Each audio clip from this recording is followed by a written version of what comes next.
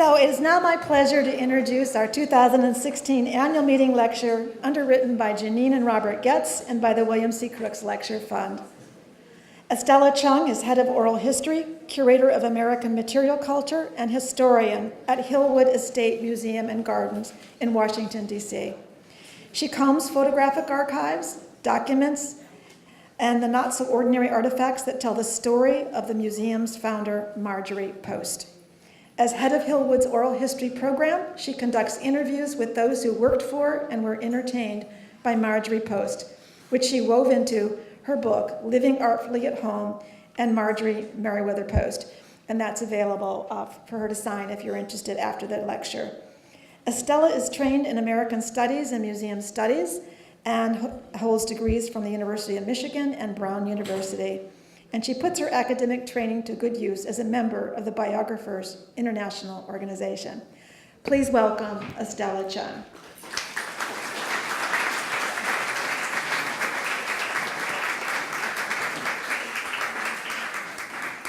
Good evening. Can everyone hear me now?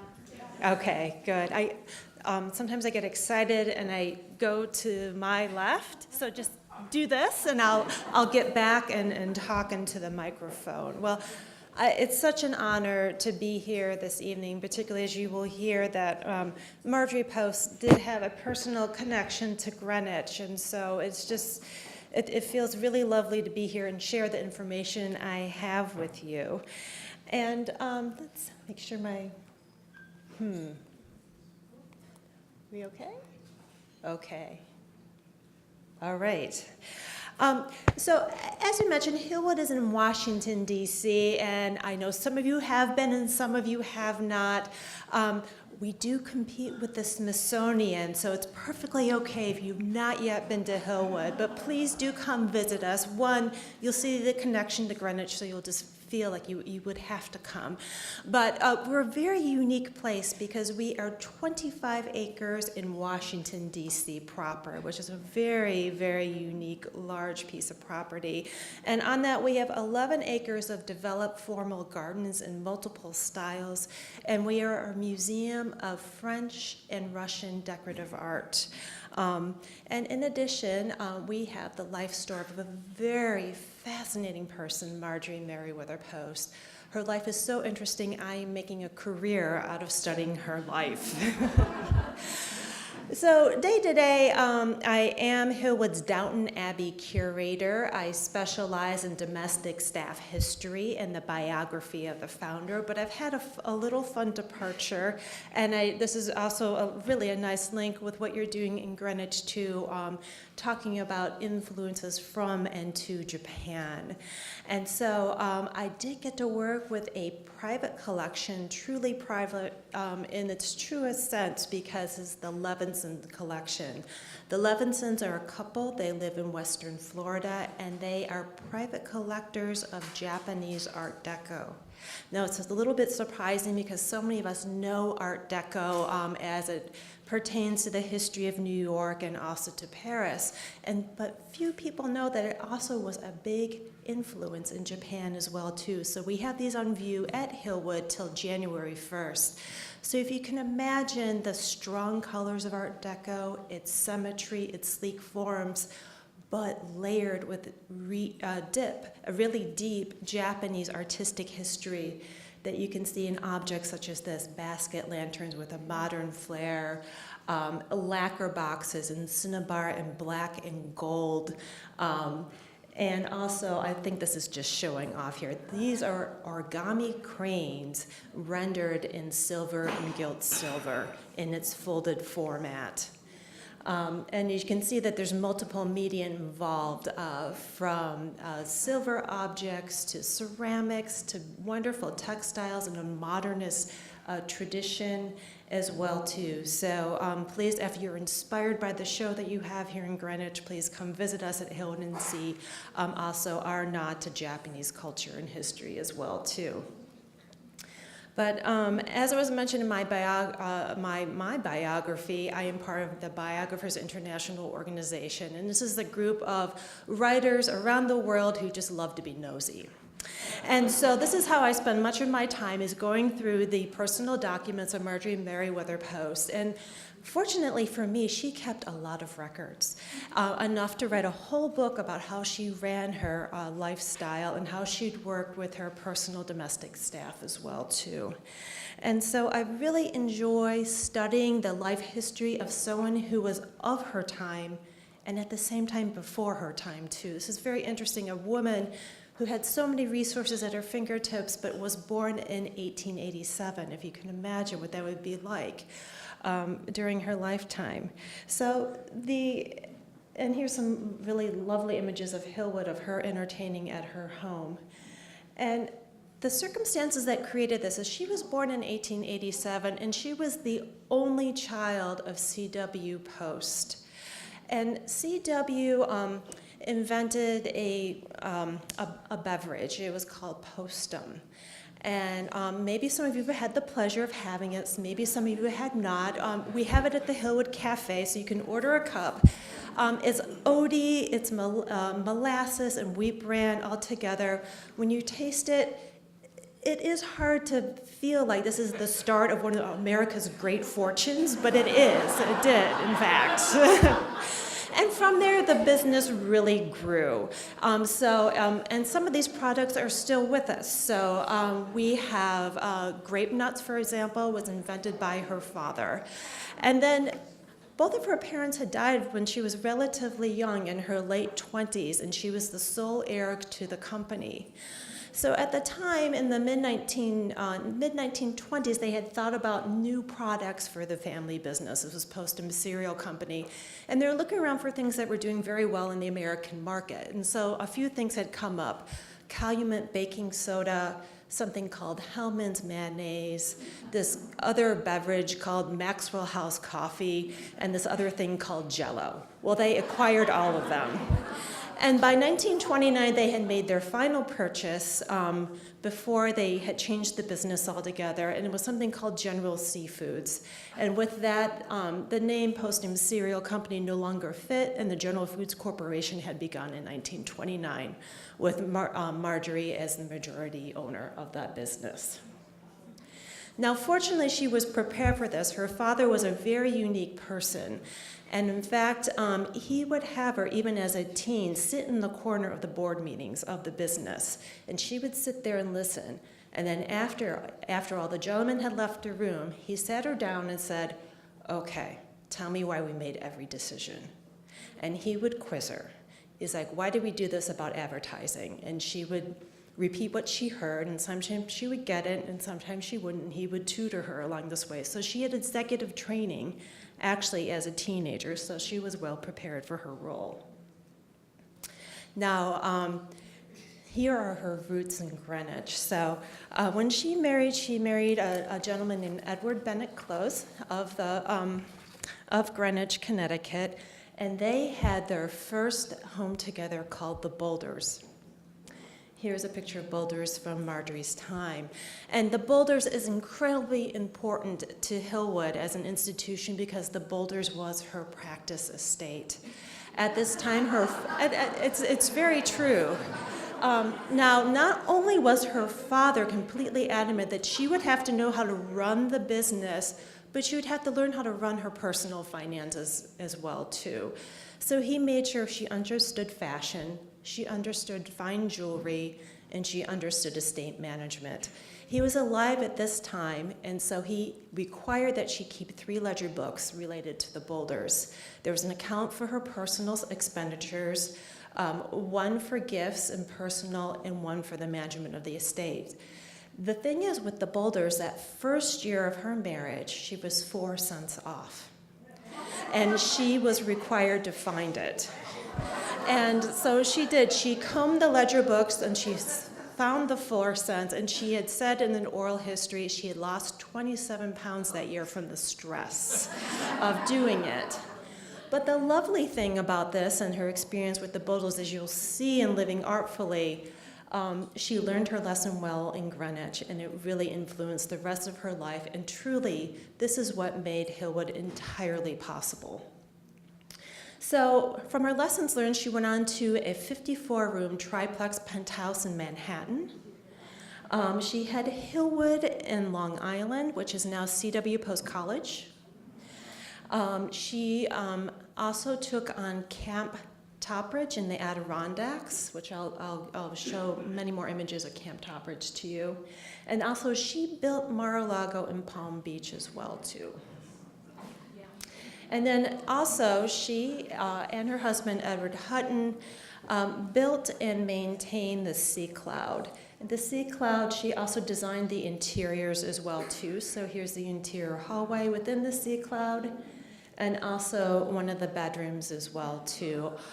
Very much in her personal taste, and actually the interiors look very much like Hillwood. In fact, when I was combing the archives, I was trying to figure out what estate this belonged to until, of course, I saw the portals and realized that I was looking at the Sea Cloud.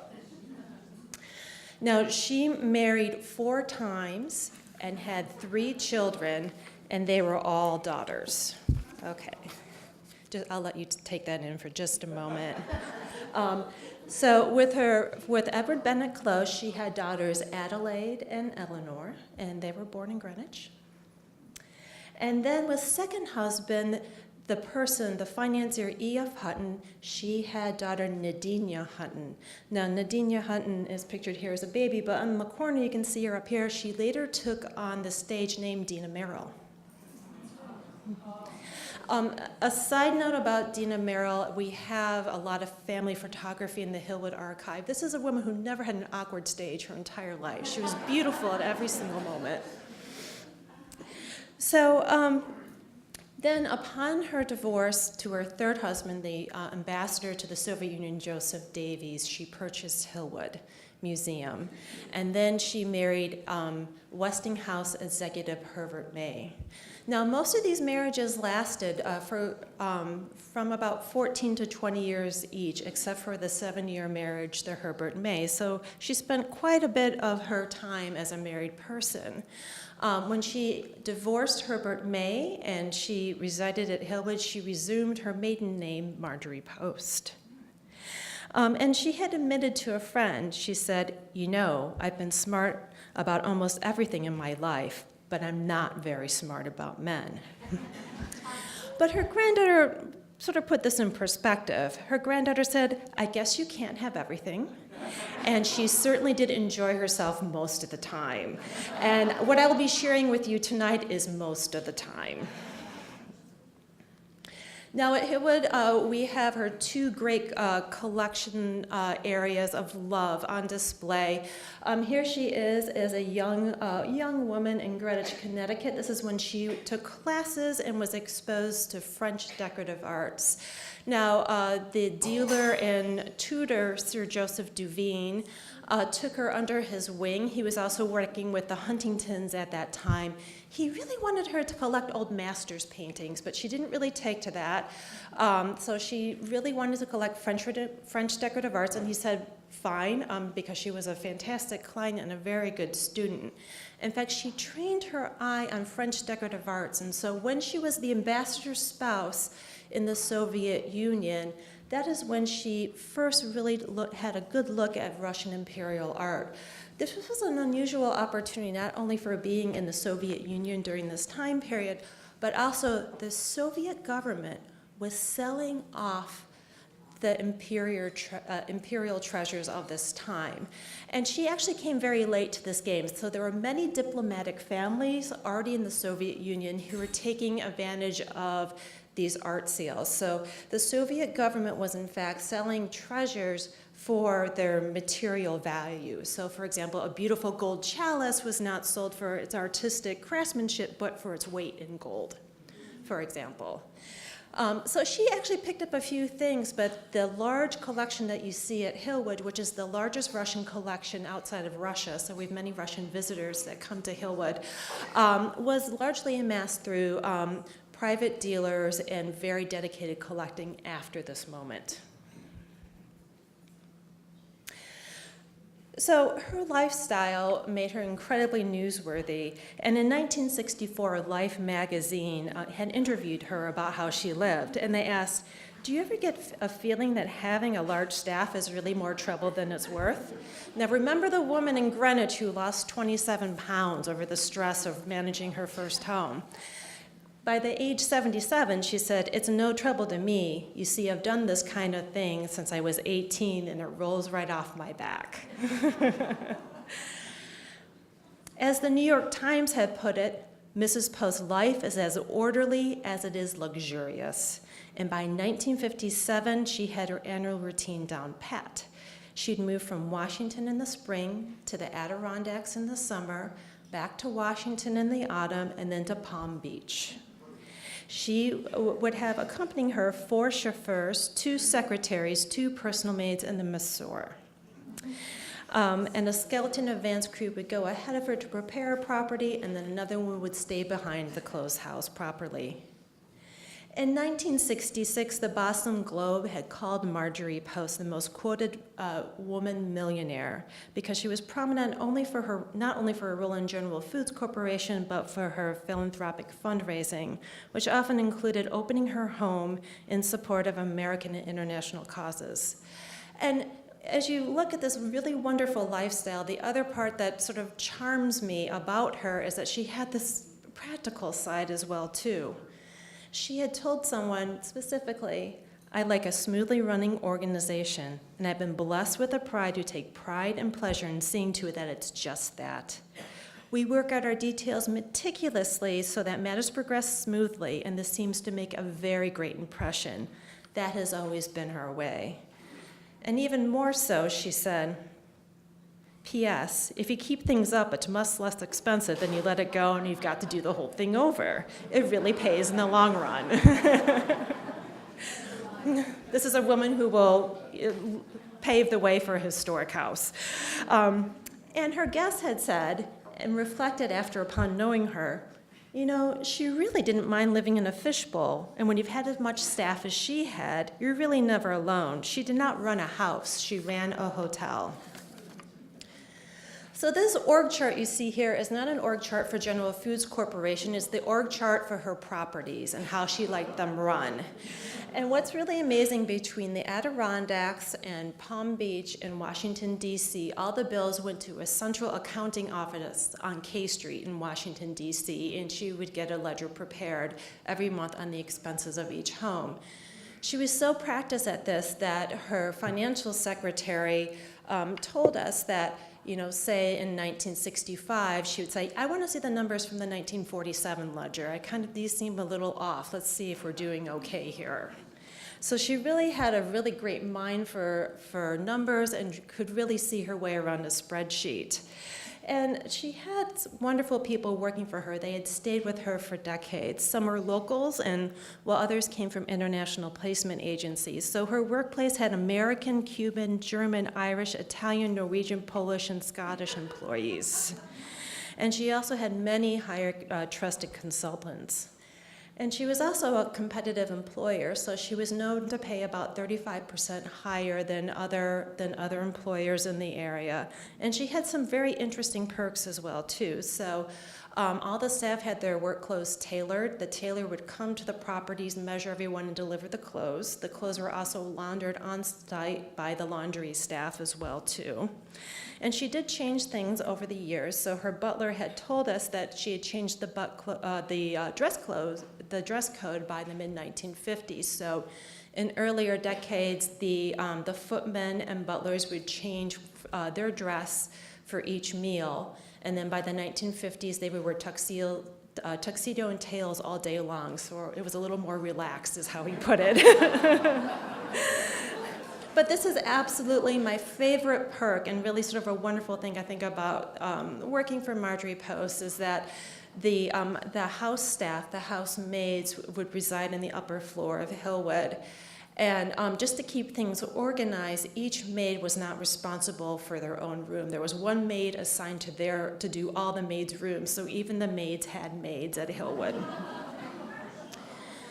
She did take a very personalized approach with her staff. Here's an example of a thank you letter for a silver picture frame sent to her staff's family for a wedding anniversary. But she also did nice things like sending flowers to spouses of staff who were in hospital or not feeling well. And also, she was known for sending condolence cards for deceased pets. So in spring, she resided at Hillwood, and she was very well known for organizing delightful teas and garden parties. And her invitations to her events were highly prized invitations. She was known at the time as one of Washington's top hostesses. And usually how the events would go is that you would enter Hillwood's entry hall that you see here on the left, and then she would greet you in the French drawing room, and you would be announced by the catering staff.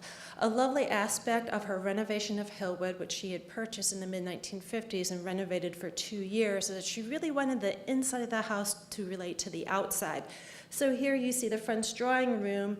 You would order your cocktail, the cocktail will come to you on a tray, and then the large French doors would open onto the French parterre garden, and you can meander in and out during the cocktail period as well, too. Now, a highlight of coming to her home and think about the Cold War era and seeing Russian things on display was looking at her collection. And the pull-out drawers you see here are not from Hillwood as a museum. This is Hillwood as from Marjorie Post's lifetime. And so she had labels, interpretive labels in these pull-out drawers so you could enjoy your drink and then also learn more about the collection at the same time. Now, her dining tables were reported on, and they were in the New York Times in 1966 and also in Life magazine in 1965. Here's an example of the report that was in Life magazine. Showing the exacting ritual preparing for a party. So the routine was very much the same. Her footmen would measure out equal distance spaces on the tables in 6, 8, 10, 12 spaces.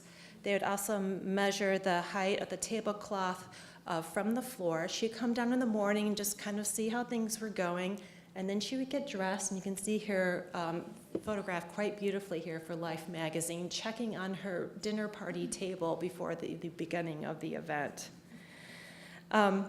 So the Miami Herald social columnist Susie described an event at Hillwood in 1967. There was a footman behind each person, as always, and individual menus to peruse. So much chicer than having just one at each table and having to pass it around, don't you find? Now, she brought in extra catering staff to help with the serving. Her own personal staff cooked all of the meals and did all the catering for her large parties.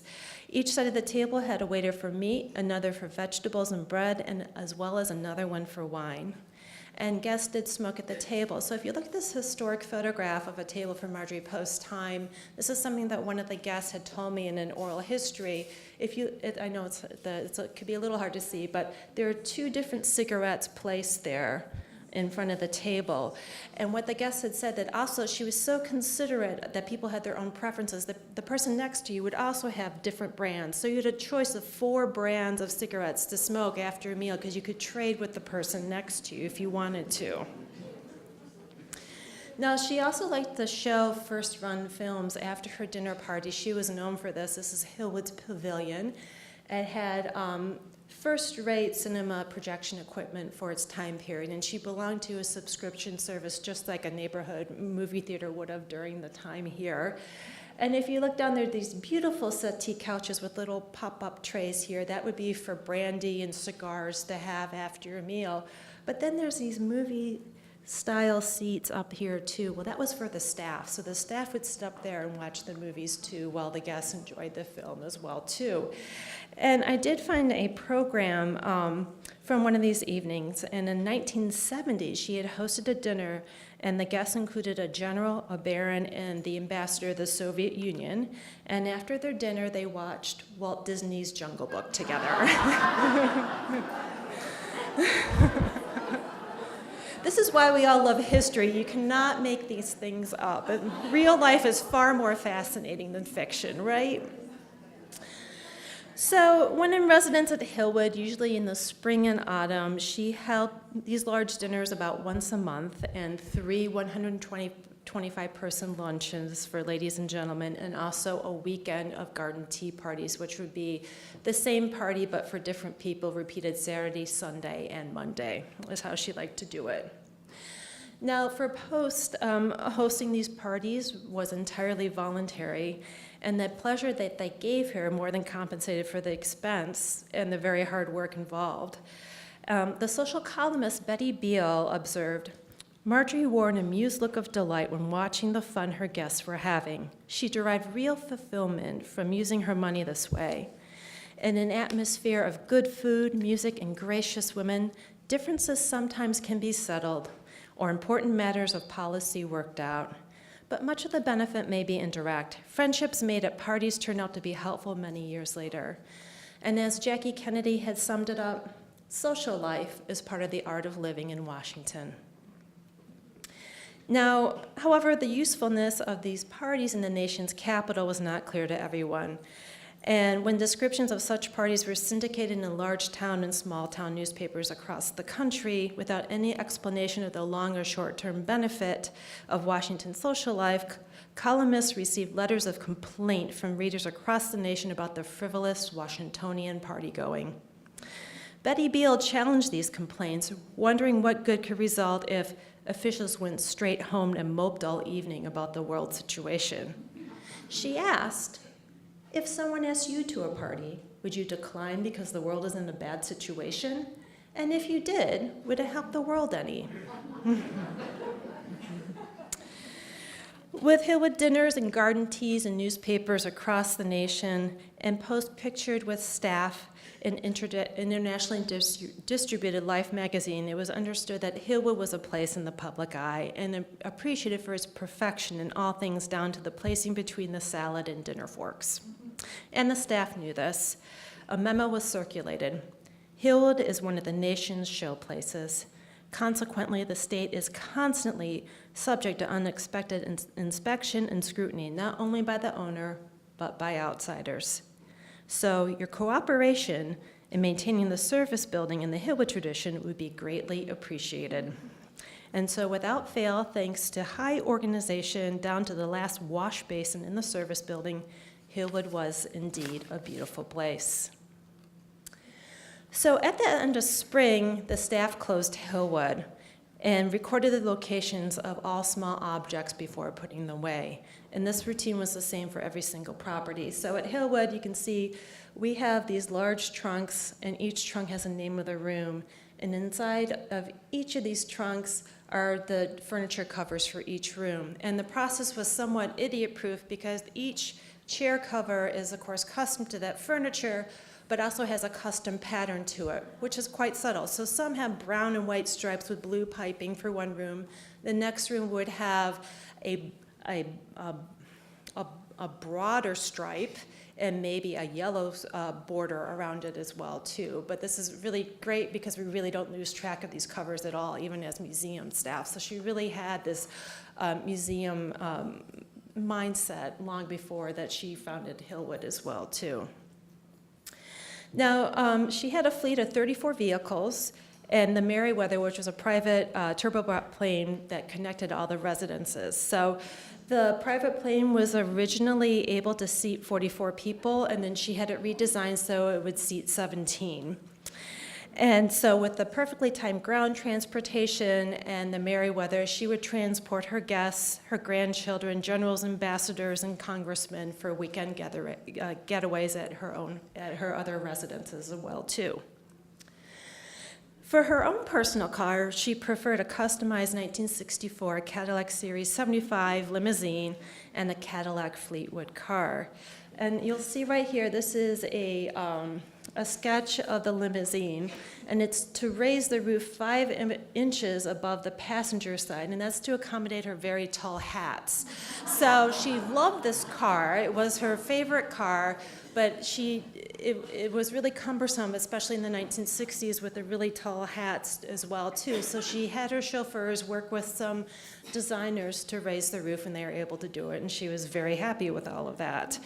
Her chauffeur had told us that many people had asked her, how come Mrs. Post doesn't have a Rolls Royce?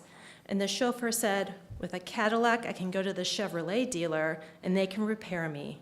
If I had a Rolls Royce and it broke down somewhere in New England, I'd have to wait till they took it all the way back to Washington. So once again, a little tone of practicality with all of this. And then we move on to the beautiful Camp Topridge in the Adirondacks.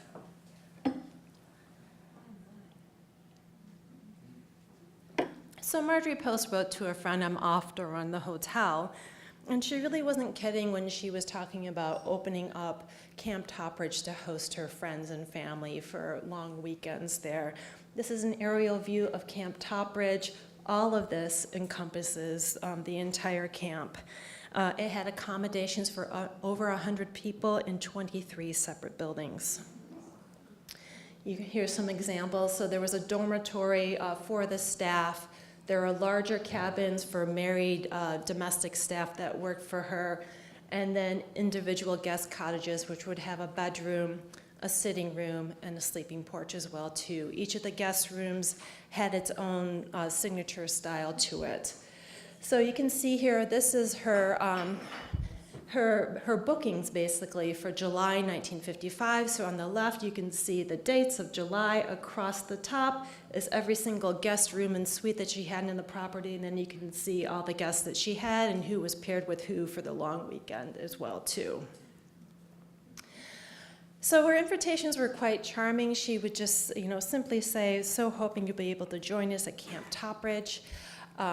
And she was very thoughtful about this, and I think part of this was her being a resident in Washington. Many of you are probably aware that Washington is unbearably hot in the summer, and what she would do is that she would have people come in at the end of Thursday. They would have cocktails. They'd stay Friday, Saturday, Sunday, and then she'd have everyone back in time for their lunch appointments on Monday back for business. What I love about this invitation as well, too, is it tells us a little bit how much things have changed over time with history, because she says right here, it'd be greatly appreciated if you could arrange to be at the airport 10 or 15 minutes ahead of departure for the loading of baggage. So definitely from a different time period. Now, she did run it in a very formal way, and one of the guests said, of course, at dinner we were dressed with tuxedos, formal, even in the middle of the mountains. But usually you would arrive at Camp Topridge, you would settle in for the first evening at cocktails, and then the morning and after lunch were completely yours to do whatever you want. You could choose from water skiing, tennis, going to play golf, hiking in the woods. She left a little list of the various things that you could do and who you would call to help you with all these arrangements. So here's some examples of the various activities that her guests participated in. And I was very fortunate to have someone tell me about this who was a guest from her time. And he was recalling the experience of calling for water skiing arrangements. He said, you met 3 guides in green uniforms using the most beautiful craft you've ever seen in your life with a ski rope in their hands. Not seeing any skis, I asked, what choices might I have? At that moment, they pulled back a sliding door where there must have been 14 pairs of brand new skis. Selecting a slalom ski, I was quickly roaring across the lake. It was hard at that time not to feel like the playboy of the Western world. Until you realize about 15 or 20 minutes later, you couldn't ski anymore. You were too tired. So you let go of the rope, and the boat would come around, and the 3 of them would come and look at you again and say, well, tell us when you're ready to go again. I quickly asked them if one of them wanted to take a turn. I came in from water skiing, and my back was hurting. Mrs. Post was walking down the path, and she saw me going by and said, what's the matter with you? I said, I think I pulled a muscle in my back. She said, well, you go see Mr. Hand. I said, who's Mr. Hand? Well, who in the world would have a masseur named Joe Hand? Nobody but Mrs. Post. He finished the interview by saying, it was hard to go back to normal summer camp after being at Camp Topridge. Now, Camp Topridge was a family favorite with grandchildren as well, too, and Marjorie Poe's granddaughter had noted, everything was so perfect at Camp Topridge, it was really hard to re-enter the real world when you got home, but it was a wonderful experience and a beautiful spot. These are some of the beautiful views from within the cabins and at the top of Camp Topridge. And then we go back to Hillwood in Washington, D.C. for autumn. So in the autumn, Marjorie Post and her roving staff returned to Hillwood, and as in spring, they had many social events, but of course now all the tulips were replaced with chrysanthemums. And despite the many newspaper articles covering events at Hillwoods, there was a private aside to running the estate. Hillwood operated with about 15 inside and 15 outside staff. So the inside staff would include personal maids, butlers, and footmen, and the outside staff would be groundskeepers and maintenance people as well, too. And until it was time for lunch, Marjorie Post stayed in her dressing room suite. She would have a series of meetings in the morning, followed by morning Pilates and other things, too. And she had a standing meeting with her head gardener at 9:30 every day. And he told us this about these meetings.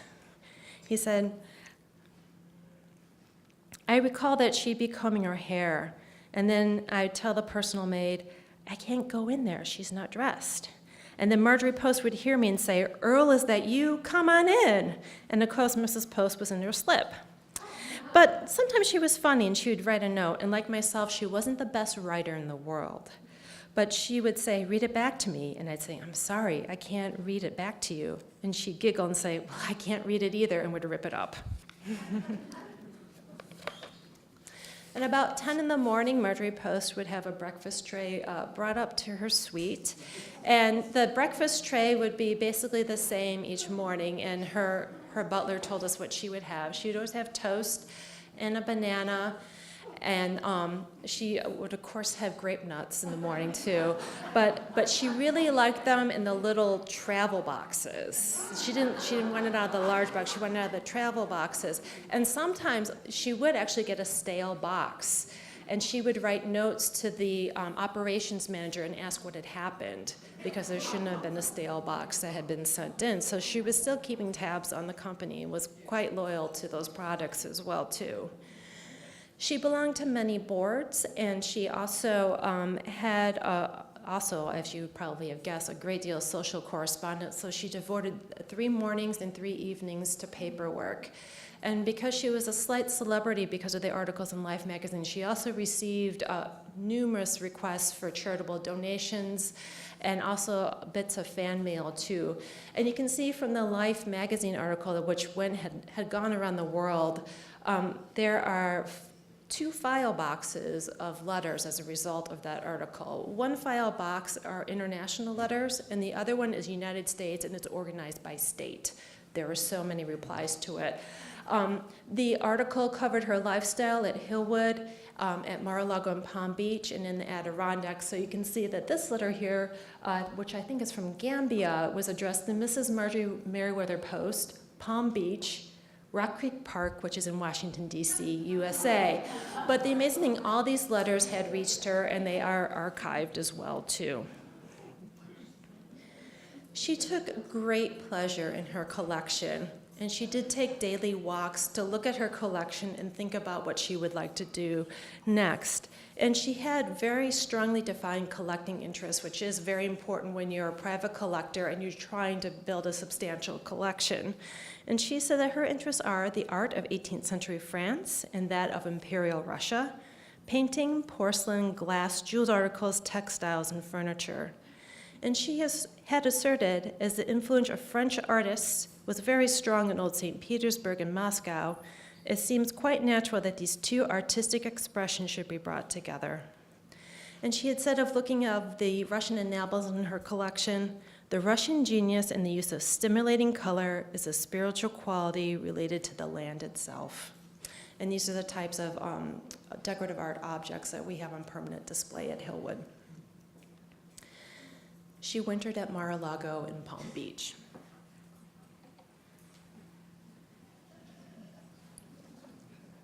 So she built Mar-a-Lago from 1923 to 1927.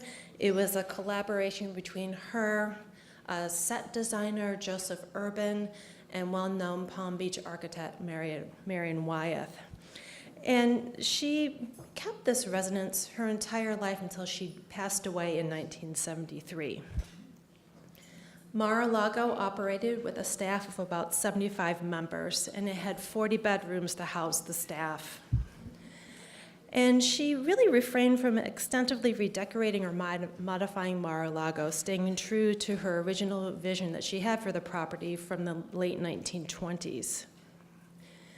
And Mar-a-Lago has this mix of English, French, Italian, Moorish, Portuguese, and Spanish influences, which meant that actually guests would visit it repeatedly and would remark they would notice something new every single time they went to this house. The design of Mar-a-Lago was very deliberate in its layout and fanciful aesthetics for large-scale entertaining. And after staying at Mar-a-Lago, Lady Bird Johnson had said she had just been to Post's beautiful Never Never Land.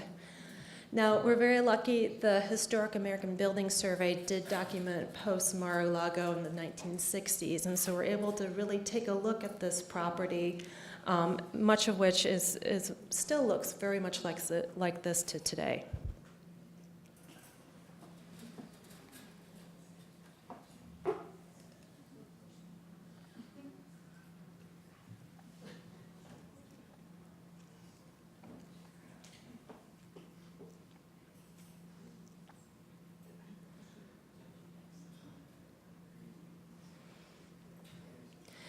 So the fantastic Mar-a-Lago was a venue for regular social dances and charity events, and fit Marjorie Post standing as the unchallenged arbiter of who's who and who isn't during the social season, reported Chicago Today in 1971.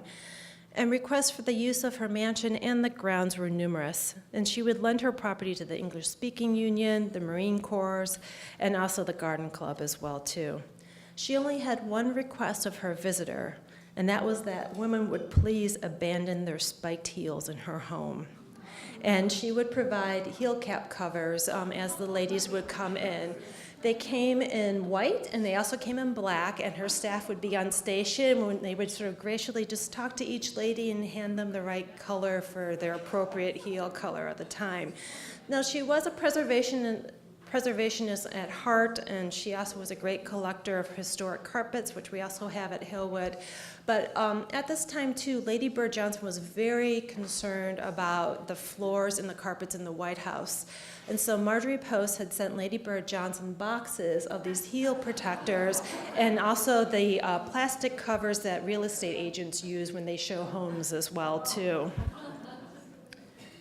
Over here, you'll see on the left Rose Kennedy and Marjorie Post together. They were very good social friends. And Marjorie Post had started the International Gala for the Red Cross in Palm Beach. And she personally would fly ambassadors and spouses from Washington, D.C. aboard her Merriweather airplane for stays at Mar-a-Lago. And she would typically host the ambassadors of France, India, Italy, Kuwait, Luxembourg, Nicaragua, Panama, Peru, Spain, and the Soviet Union. And the Red Cross Gala, held in a hotel ballroom, included a procession of ambassadors and their wives, escorted by Marines in dress blues and other attendees in orders, ties, and tiaras. And some years the tiaras were jeweled, and other years they were flowered. And you'll see an example of the flowered one down here in the lower right.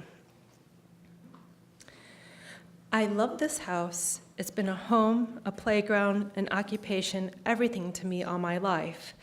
This is what Jimmy Griffin Jr. had said about Mar-a-Lago. He was 6 months old when he started living at Mar-a-Lago. It was the Great Depression when his father accepted the superintendent position that included a cottage on the estate. Jimmy recalled, "My father had 3 children at the time, so it was a great help to him and steady work for the rest of my father's life. And then I took the job over from him in 1952. And then Jimmy continued, "You know, I got awful attached to this house. I was very possessive of it. I thought it was mine for many years." And Marjorie Post agreed. She said, "This house is really Jimmy's house. He spends more time here than I do, and this is his home." So today, Hillwood is Marjorie Post's legacy to the public. We are open every day of the week except for Monday, so please think of us next time you're in Washington, D.C. The present-day owner of Camp Topridge is Harlan Crow of Crow Real Estate, and they're very proud of Post heritage of it. And the present-day owner of Mar-a-Lago is getting no attention in the press whatsoever. It is owned and run by Donald Trump as a private club. So Marjorie Post had said of her lifestyle and of Hillwood, "I want young Americans to see how someone lived in the 20th century and how this person could collect works of art the way I have. I want to share this with the rest of the world. Maybe it'll be an incentive to some people. Maybe it won't, but at least they'll get a chance to see how I lived." And Marjorie Post lived very artfully indeed. So thank you very much for having me tonight.